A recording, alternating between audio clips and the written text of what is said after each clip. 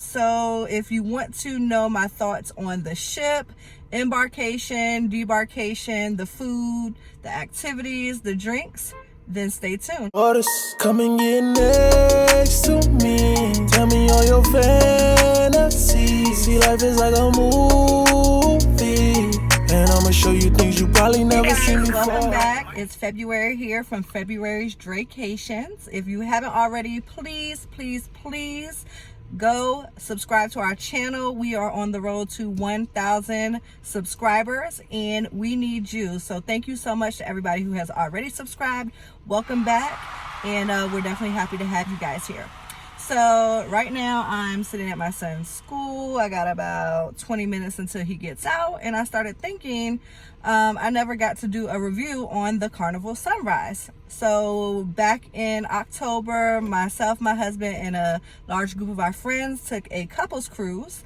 It left out of Norfolk, Virginia. So I'll talk about the port and just kind of my thoughts on the port. We had 3 stops. We stopped in Nassau, we stopped in Half Moon Cay, and we stopped in Grand Bahama, also known as Freeport in the Bahamas. And we had a great time. So if you want to know my thoughts on the ship, embarkation, debarkation, the food, the activities, the drinks, then stay tuned. And again, please make sure you subscribe. All right, so first, as you guys probably know, and the reason that you're here is because you want to know about the newly renovated Carnival Sunrise cruise ship. The ship just had a multi-million-dollar renovation. It used to be the Carnival Triumph. They turned it into the Carnival Sunrise, and it had its maiden voyage out of Norfolk, Virginia, I want to say back in April of this year. And then it went up to New York for a couple of sailings, and then it came back in October, and that's when we took our cruise. Embarkation. So I've cruised out of a couple of different ports in Florida, and I've also cruised out of Norfolk a couple of times. I will say that this experience wasn't the best. They didn't have, or at least when, first of all, it was raining like it is today. But when we got there, they didn't have any porters available to collect our luggage. And there was a very long line waiting to get onto the ship. So we basically had to carry our luggage, and we had, decent sized luggage. It was a 6-day cruise. It was myself and my husband. And as females, we do tend to overpack, but we were under the assumption that there would be porters there so we wouldn't have to carry the luggage. Unfortunately, we did have to pull our luggage onto the ship, which meant also that we had to carry it around with us, because when we got on the ship, the rooms weren't ready yet, because we got on at about noonish. So that was kind of the first thing. It didn't seem very organized at the port. Again, it was the Half Moon port in Norfolk. That was the worst experience I've ever had there. I've also cruised 2 other times out of that port, and there were porters, and it seemed to be a little bit more organized. So when we got on the ship, I'll be honest, we broke the rules. We had a lot of luggage. We went through the closed doors. I know it's not the right thing to do, but we had a lot of luggage. So we did go through the doors, and we went and we dropped our luggage off in our rooms, which we technically should not have done, but the room steward was actually very nice about it, didn't give us any issues or anything like that. So once we were free of the luggage, everything went pretty smoothly after that. The bars, of course, were open. The restaurants were open. It was actually football Sunday, so all of the guys wanted to go and watch the game. So we dropped them off at the sports bar, and me and some of the girls went and got some food. We went up to deck 10, I want to say, is right past the deck above the Lido deck, and we got Guy's barbecue. There was no line. I don't know if that's because, one, I'm not sure if a lot of people know about the Guy's barbecue, because it is kind of hidden, and then also it was raining outside, and you do kind of have to stand outside to get the food. But it was really easy. We walked past Guy's Burgers. That seemed to be a breeze. I also got some soup from the noodle bowl, I think it's called, and that was really easy as well. So no issue getting any food, and no issue getting drinks either. I was able to grab a drink from the sports bar before I went and got the food.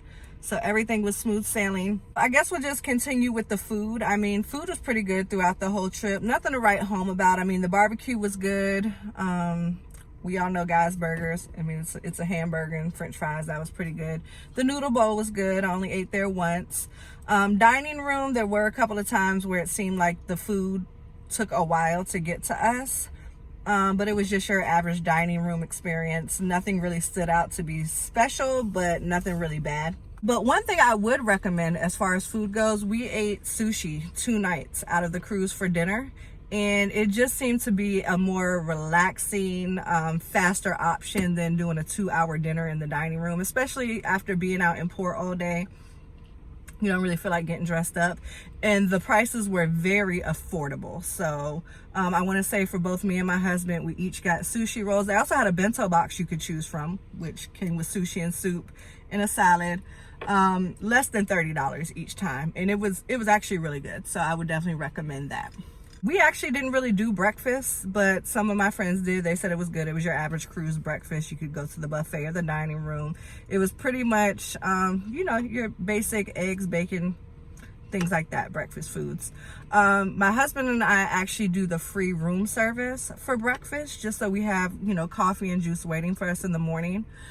We stick with the free options, and there's a card inside of your room you'll be able to fill out each night. I think you have to have it hanging on your door by like 3 o'clock in the morning, and they'll deliver it at your selected time. So I definitely recommend that you take advantage of the free room service. It's not the best food, but if you don't feel like getting up, getting dressed, and going out to the dining room or the buffet, it's certainly good to have something waiting for you when you wake up in the morning, especially on port days. Let's talk about the room. As far as the room goes, we had an interior room with 2 portholes. So basically we did pay an interior price, but it came with the portholes, and to me the porthole was just as good as having an ocean view window. So I would absolutely, if they have it available at the time that you're booking, recommend that you choose the interior option and see if they have a porthole available. It let in plenty of sunlight. When we arrived to the ports, we were able to see the island as we were pulling up. So definitely a more affordable option. A friend of ours had an interior room right across the hall. It was, again, nice, nothing too special. It's your average Carnival stateroom. The bed, the vanity area, and the bathroom, and of course the closet. There is a small little mini fridge in there, but I don't think it gets super cold, so I would only personally use it for drinks. I wouldn't try to store any food there. As far as the ship goes, it was fun. It was your average Carnival cruise ship setup. The Lido deck had the Red Frog rum bar, the Iguana tequila bar. It had your pool, a couple of jacuzzis. The casino, I know a lot of people complain about the smokiness in the casino. I am not a smoker, and I do not like the smell of cigarette smoke. It did linger, but it wasn't unbearable. I was able to hang out and play a couple of table games, roulette, poker. And although I smelled it and I wish that I didn't have to, it wasn't a deal breaker. You do have to walk through the casino to get to a lot of places. It's a cut through area, so just keep that in mind if you are hypersensitive to smoke. But you don't have to stand in the casino and hang around if you don't want to. So yeah, it's smoky, but to me, as someone that despises cigarette smoke, it was bearable enough for me to be able to enjoy my table games and a couple of slot games. And I also sat at the bar inside of the casino a couple of times as well. That's another tip. They have the high-end top shelf liquor inside of the casino bar. So with your drink package, you are able to get top shelf liquor, but a lot of the kind of bars throughout the ship don't carry high-end liquor. So if you do have a specialty drink that you like, we were drinking the Grey Goose VX. It was included in the drink package. I think if you were to purchase it up front, it's $17 a shot.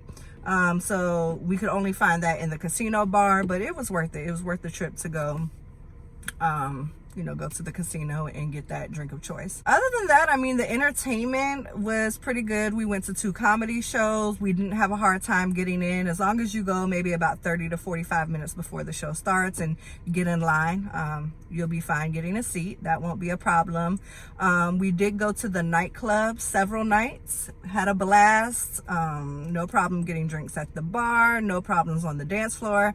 It's not a huge dance floor, but everybody was getting along. We were having fun. We were dancing dancing together.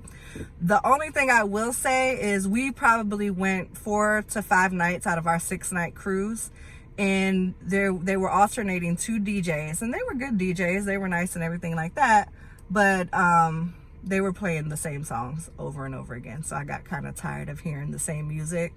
But other than that, it was a great time.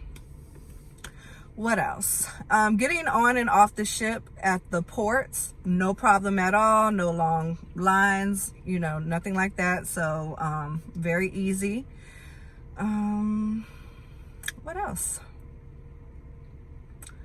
I really think that's pretty much it. I mean, they did a really nice job making over the ship. Everything looks nice. The buffet area is open, so it doesn't feel very crowded. The pizza place, that's nice. You know, they just serve pizza, so you just stand in the line. A couple of nights after the nightclub, the line was a little bit long, but nothing too crazy. Elevators weren't too bad. We did have to wait a little bit of time. I also, though, took pride and I took the steps a lot. So, you know, the steps are always an option if you don't want to wait for the elevator to burn off some of that cruise food. Yes, they had lobster night like they always do. The lobster was okay. You're able to order as much lobster as you want. A friend of ours that was with us actually ordered, I want to say 15 lobster tails. So they're open to allowing you to order as much food as you possibly want. We didn't have any bad smells, bad experiences, no mechanical issues on the ship. We didn't have any medical emergencies or anything like that. So overall, I mean, the ship was really nice. It was modern. The decor was beautiful. It didn't feel like we were on an old ship. It didn't feel crowded.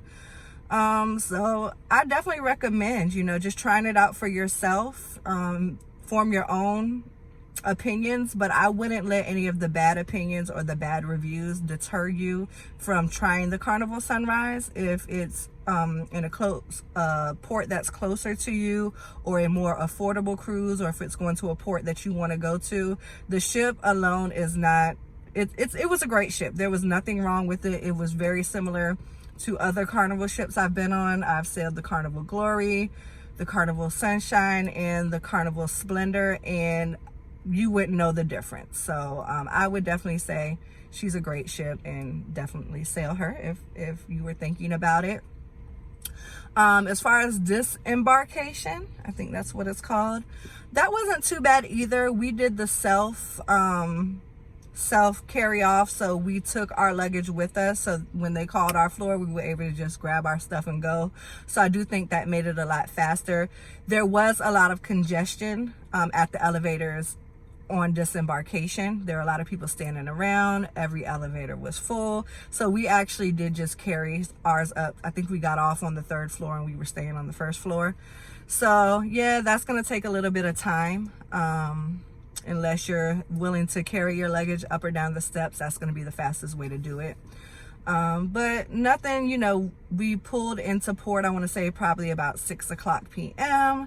and we were in our Uber driving home by like 8:30. I mean, not 6:00 p.m., 6:00 a.m. is when we pulled into port, and we were driving home by like 8:30. So no issue there. The disembarkation in Norfolk, getting the Uber and all of that, as far as once you got off the ship, was really easy. Had no issues at all. So I would not let that deter you.